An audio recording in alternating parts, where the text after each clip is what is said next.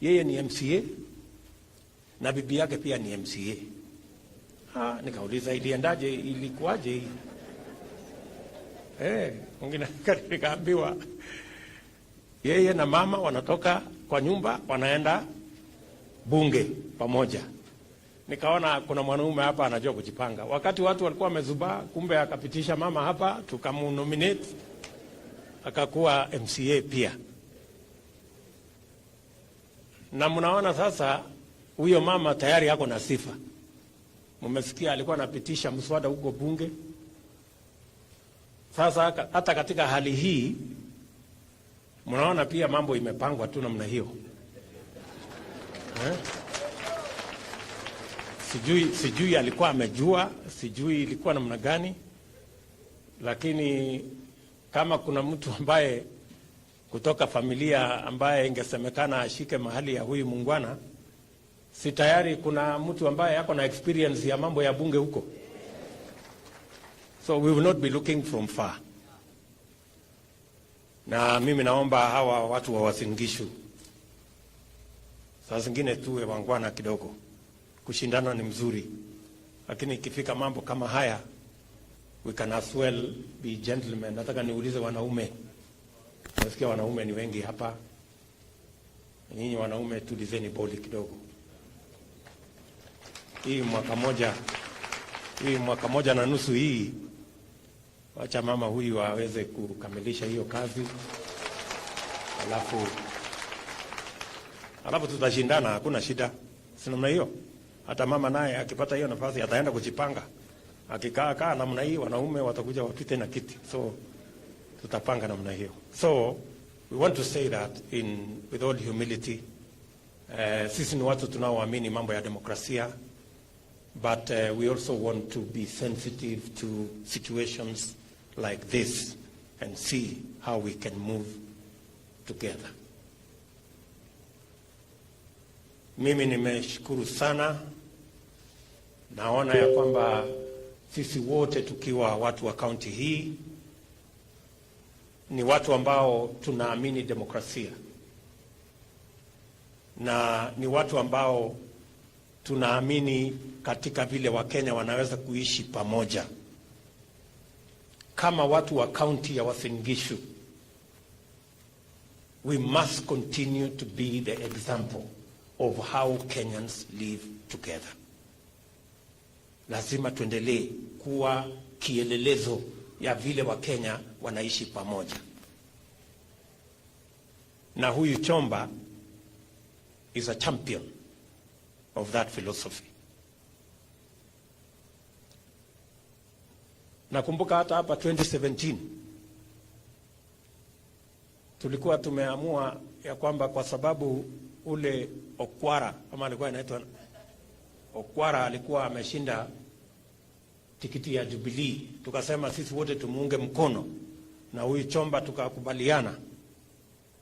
Lakini wengine wakatukaranga hapo, sitaki kusema ni kina nani. Wakasema hapana, wacha Okwara angoje, wacha tupatie mama kwanza. Mama mimi na Chomba tukashindwa hiyo kiti ya mjumbe. Tulipigia akazama. Sasa tuko na mjumbe mama ambaye tunamsupport, kwa sababu kila kiongozi ambaye amechaguliwa, hakuna kiongozi anachaguliwa kwa bahati mbaya. Kila kiongozi ambaye anachaguliwa ni kwa sababu ya mapenzi ya Mungu na uamuzi wa wananchi. Si namna hiyo? Na wakati Julius aliongea hapa, alinikumbusha wakati nilikuwa nasoma hapa Wareng, nilikuwa form 3 1983. I think you are a candidate. Sasa kulikuwa na siasa hapo, kwa sababu hiyo Wareng iko south huko. Kakuwa na siasa hapo, iko mtu anaitwa Chomba hapa na piga kelele kabisa, loudspeaker imejaa kila mahali. So siku hiyo nilikuwa form 3 na sikukuwa na ID na sikukuwa na na kura, lakini kukakuja na watu hapo wakasema haya, wapi watu ambaye wako hapa?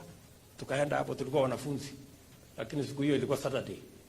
Tukakaa hapo tukapiga makofi kidogo. The fact, no,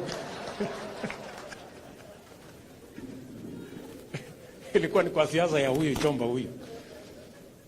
Ndio nikashangaa hii pesa nimepatiwa ni ya nini? Nikaambiwa kwa siasa watu wanapatiwa pesa. Ndio nikajua sasa hii shilingi 5 hii, nikaenda nikanunua mkate hapo shuleni, nikaendelea naye.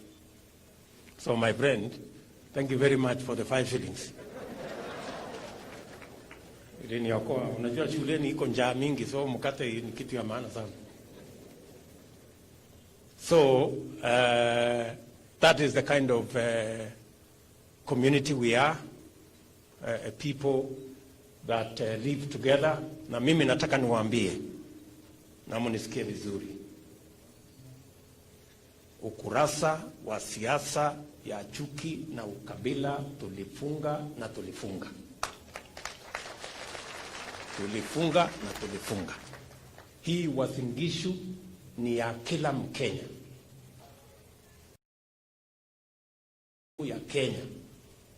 Uishi hapa, ufanye biashara, upeleke watoto shule, ununue shamba, uulize kura, ufanye ile yote. Is Kenya, and it is for everybody. That is what we want in our nation. Na wakati tunaenda kuchagua viongozi, hatuchagui makabila, tunachagua viongozi. Wakati tunaenda kwa kura. Ninyi mnanielewa? Ndio sababu leo katika UASIN GISHU hii mmesikia kiongozi wa majority ni mtu kutoka kule Lodwar, ndio huyo anaitwa Ewoi. Kule Eldoret, kule Teses ni mtu kutoka India, ako huko na ni mjumbe wetu, na dunia inasonga. So that is the kind of community that we want, and that's the Kenya that we must demonstrate as people from UASIN GISHU continuously, that we want a nation that embraces diversity and moves with us together. Na mimi nawashukuru sana kama watu wa UASIN GISHU na sisi wote vile tunavyoishi. Na nasema hivyo kwa sababu Chomba huyu was a champion of the unity of the nation and the living together in our diversity and the working together of all communities in all areas in our nation. Mwisho huyo asala a relax kidogo. Mwisho mimi nataka niwaulize kwa sababu leo imetangazwa ya kwamba sasa tuko na yale mambo ambayo ya katiba, mjadala ambao ni wa katiba katika taifa letu la Kenya.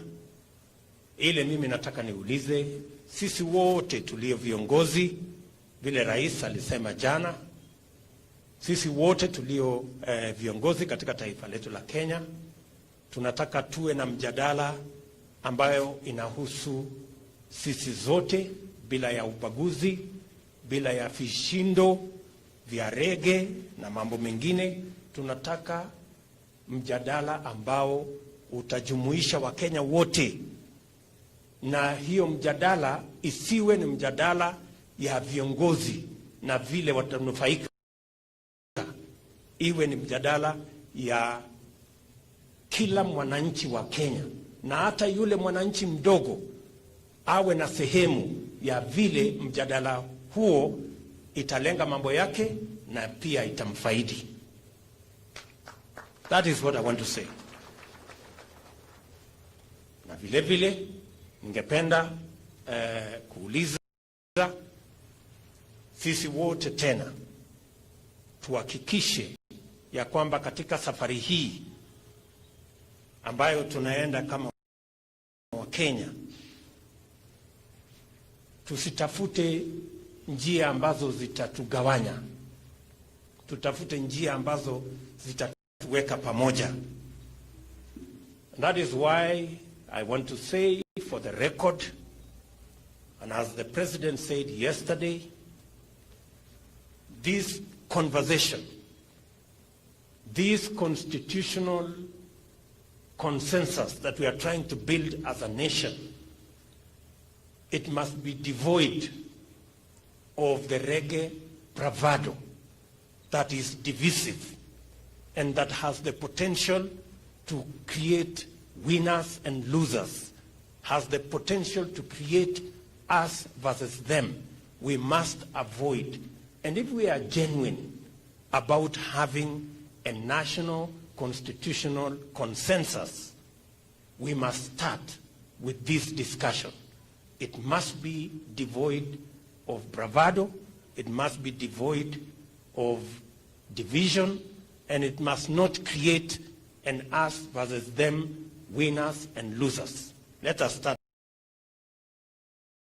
there. Sijui kama tunaelewana. We want to start there. If we are genuine about having a national consensus, constitutional consensus, let us ensuring that there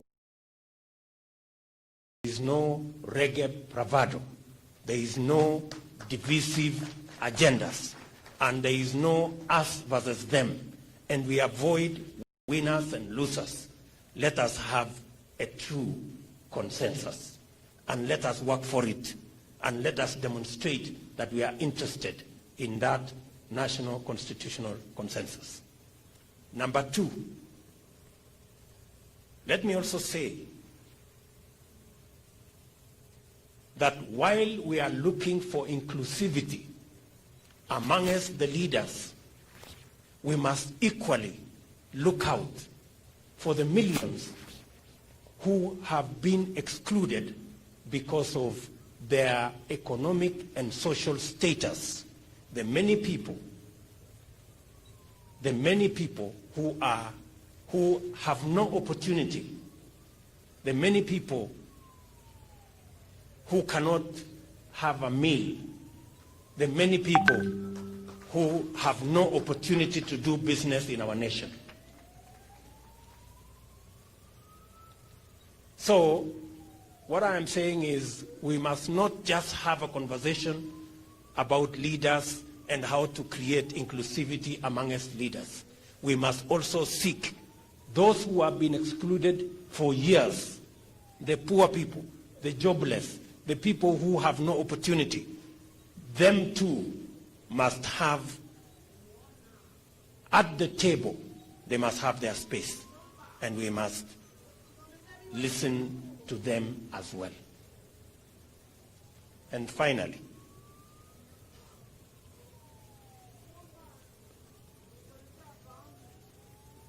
mimi mumesikia hapa, nimesikia vile ndugu yangu Rama amesema hii maneno ya boda boda na hii maneno ya wheelbarrow na hiyo maneno ingine ya mkokoteni na maneno ya mama mboga na ule wa kinyosi na ule wa kupiga viatu rangi, hii watu wote hawa mahasla wa Kenya wanasema hata na wao wanataka wasikizwe na wanataka washughulikiwe. Ndivyo amesema huyu bwana MCA wetu wa hapa, na sio hapa peke yake, wanasema Kenya mzima. Na mimi nataka niwaulize viongozi, kwa sababu viongozi wengi saa hizi wamechanganyikiwa, wanahangaika na wheelbarrow na wanahangaishwa na mkokoteni na bodaboda. Kila mjadala Kenya leo kuhusu mkokoteni, wheelbarrow, bodaboda na ati imesemekana na William Ruto. Na kuna wenye wanajaribu kunishurutisha. Mimi nataka niwaambie, tafuteni mwingine wa kushurutisha. Hii wheelbarrow hii na hii mkokoteni na watu wa bodaboda, hii conversation tutakuwa naye, kwa sababu hawa pia ni wa Kenya. Saa ile tunaongea mambo ya prime minister, lazima tuongee mambo ya bodaboda. Ni the same. Kazi ni kazi, wera ni wera, hustle ni hustle. Ama mnasemaje? Si kazi ni kazi?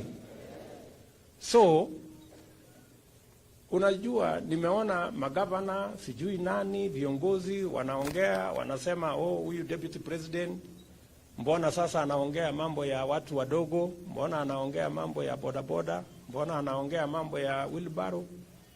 Na hawa viongozi hawa ambao wanasema ati wako na shida na wheelbarrow, wao hawana shida kutoa shilingi 50 ama 100 kupatiana handout ndio wachaguliwe.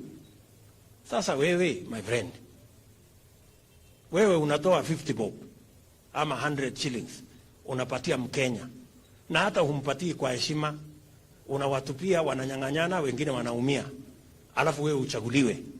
Alafu mtu akipatiwa wheelbarrow ama pikipiki unasema uko na shida. Kichwa yako inafanya kazi kweli?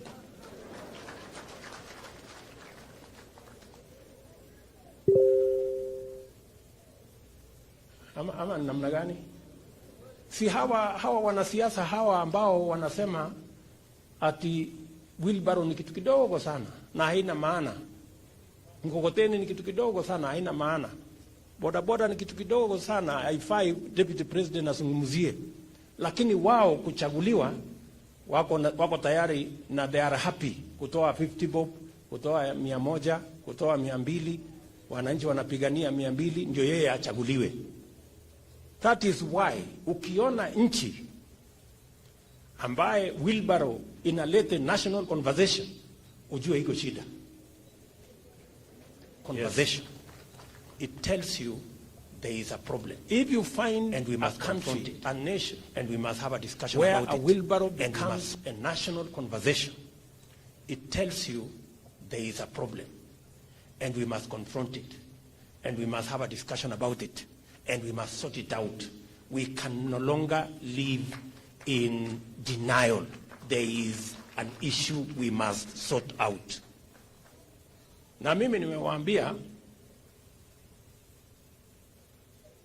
mimi si wazimu. I am the deputy president of Kenya and I am not a madman. Na mimi si mulevi. Na mimi si mjinga. I know what I'm saying. There is an issue we must sort out.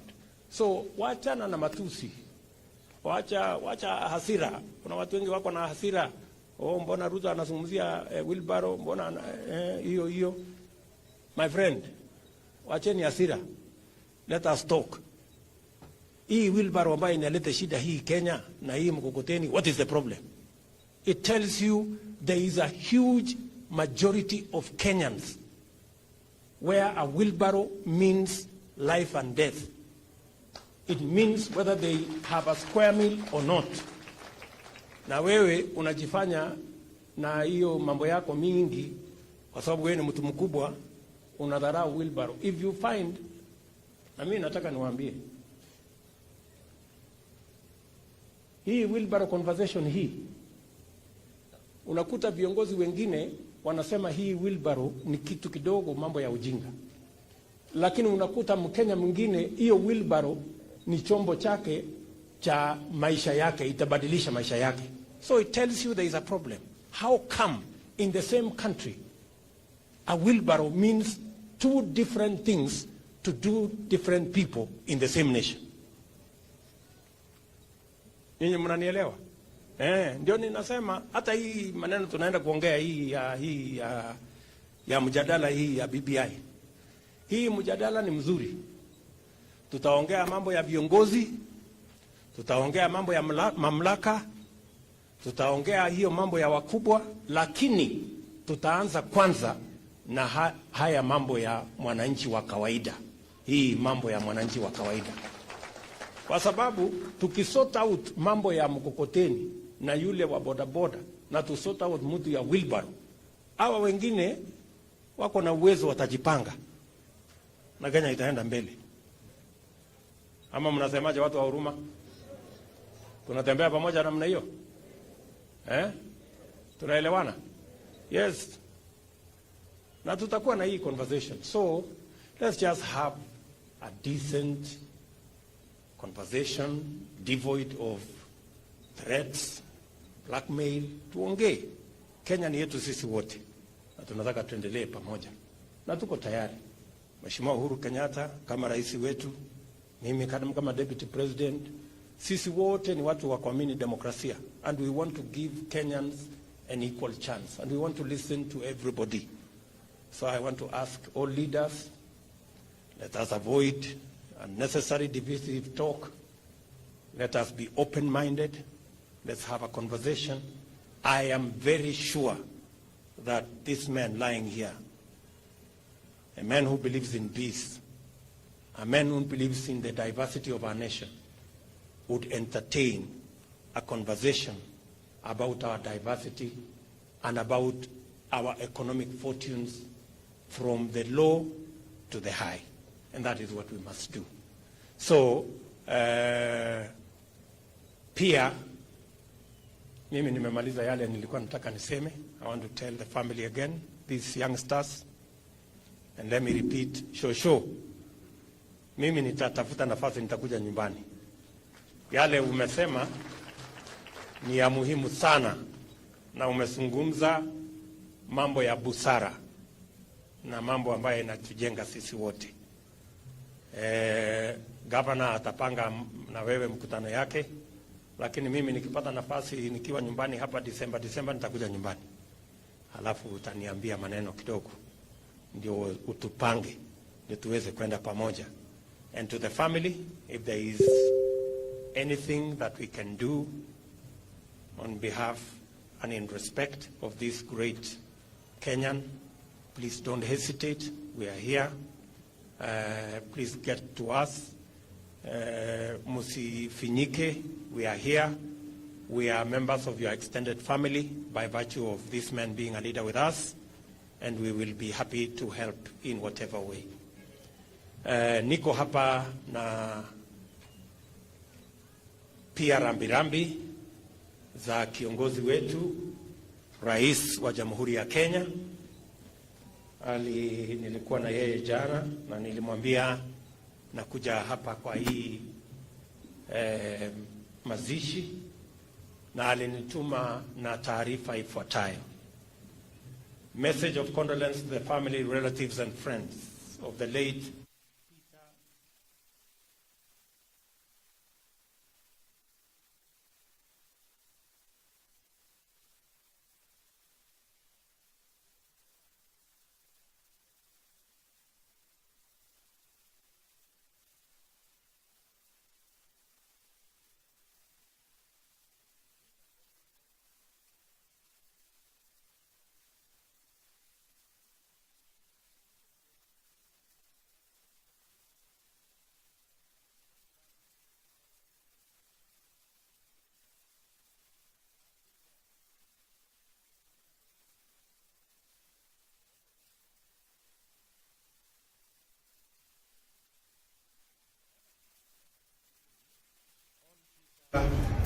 Chomba expressed the spirit of a Kenyan who was not only always ready to serve, but also stood firm for the values and the principles he believed in.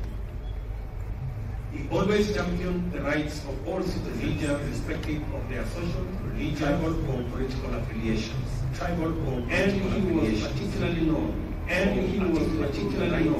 for articulating the rights of workers and other informal business groups in society.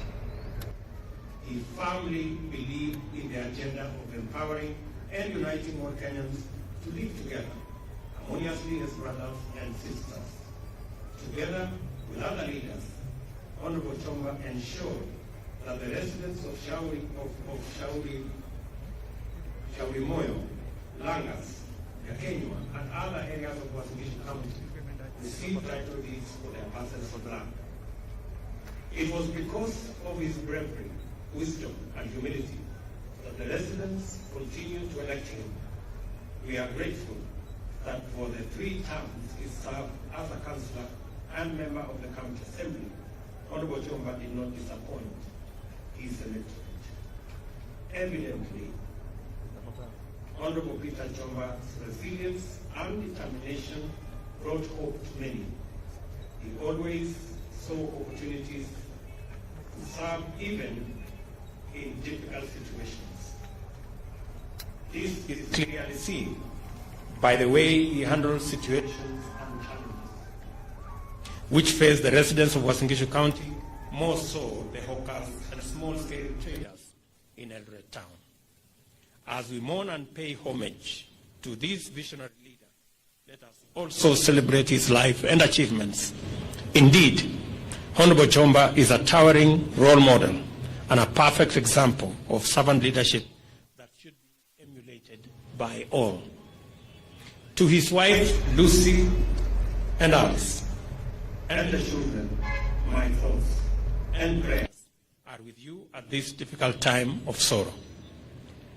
As the days and weeks pass, and as you return to life's routine, may you continue to feel comforted by the love and support of family and friends. During this morning, I pray that your hearts will be filled with wonderful memories of the joyful times you shared with Peter. May you take solace in the words of God as written in Psalm 73:26, which say, and I quote, "My flesh and my heart may fail, but God is the strength of my heart and my portion forever."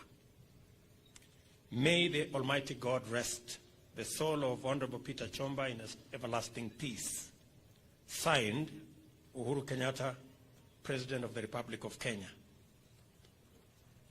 Hiyo ndio risala ya rambirambi ya Mheshimiwa Rais kwa familia. Asanteni sana kwa kunisikiza, na asanteni sana kwa kuwa marafiki na kuja ili tuweze kufanya sherehe hii pamoja. I will now hand over this to the family. Asanteni sana. God bless you.